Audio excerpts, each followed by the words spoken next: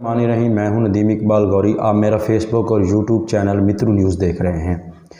इमरान खान का हकीकी आज़ादी लॉन्ग मार्च जो कि 3-4 हिस्सों में जारी है, जिसमें एक लॉन्ग मार्च की क़यादत जो है वो शाह महमूद कुरैशी कर रहे हैं, जो आज दीना के मकाम पर पहुंचा है। जबकि दूसरी तरफ जो लॉन्ग मार्च है वो KPK से मुराद सईद इसकी क़यादत कर रहे हैं और ये दीर तक पहुंचा है। जबकि तीसरी तरफ सेक्रेटरी जनरल असद उमर की क़यादत में लॉन्ग मार्च जो है वो जोहराबाद पहुंचा है। इसी तरह अली मोहम्मद ख़ान और जुल्फ़ी बुखारी मर्दान से रावलपिंडी की तरफ गामज़न हैं।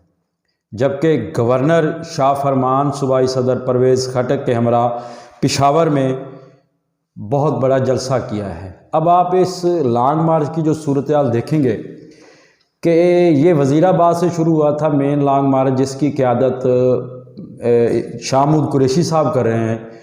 तो जमे गफ़ीर है, हर तरफ जमे गफ़ीर है और आप अंदाज़ा लगा लें कि इस लॉन्ग मार्च में लोगों की तादाद आए रोज़ बढ़ती जा रही है।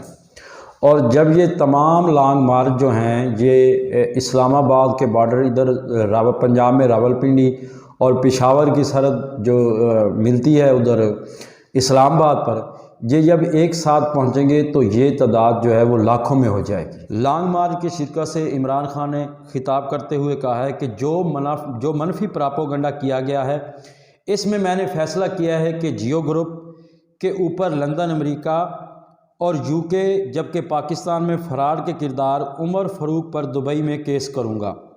इन्होंने कहा कि जो मेरी किरदार कशी की है इसमें इन्हें जवाब देना होगा। जबकि चेयरमैन तहरीक इंसाफ इमरान खान ने लॉन्ग मार्च के ज़रिए आवाम को बता रहे हैं कि हम जुल्म नाइंसाफ़ी को तस्लीम नहीं करेंगे, हम लोगों को कानून की हुक्मरानी समझाने की कोशिश कर रहे हैं। जब चोर हमारे ऊपर आकर बैठ जाते हैं और ख़ुद को NRO दे देते हैं तो इसका मतलब है कि यहाँ कानून की हुक्मरानी नहीं है।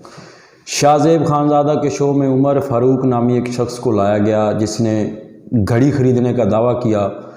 तोशा खाना वाली घड़ी उसने ख़रीदने का कहा कि मैंने ये घड़ी फरागोगी से ख़रीदी है, जबकि ये बातें सब हक़ाइक़ से मुख्तलिफ़ हैं।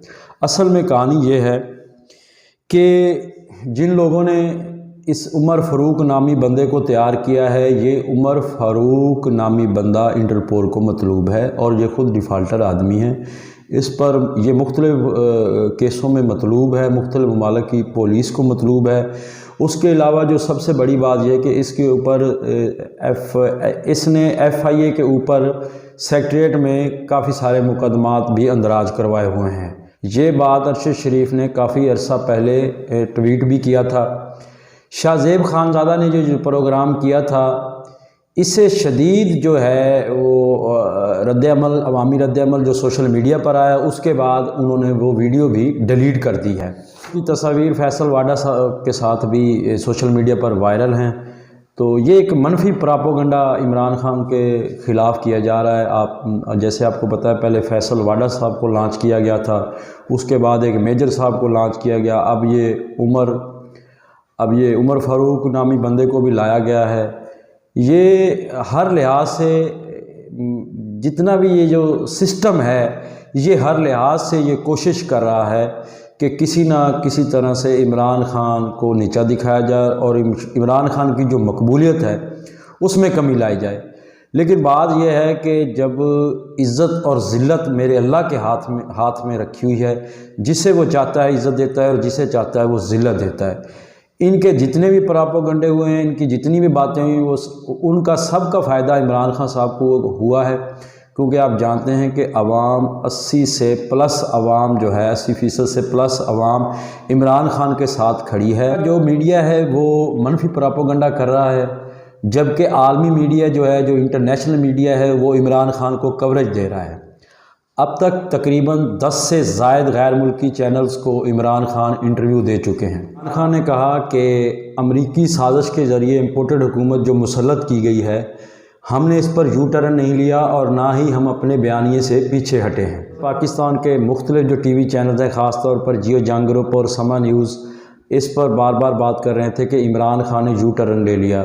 عمران خان نے بڑا واضح پیغام دیا کہ ہم امریکی سازش سے وجود میں آنے والی امپورٹڈ حکومت کے حوالے سے اپنے موقف سے بالکل پیچھے نہیں ہٹیں گے، جبکہ جیو اور جنگ گروپ بار بار منفی پراپوگنڈا پھیلا رہا ہے۔ کبھی کسی کو لایا جاتا ہے اور کبھی کسی کو لایا جاتا ہے، اور کبھی مذہبی کارڈ استعمال کیا جاتا ہے۔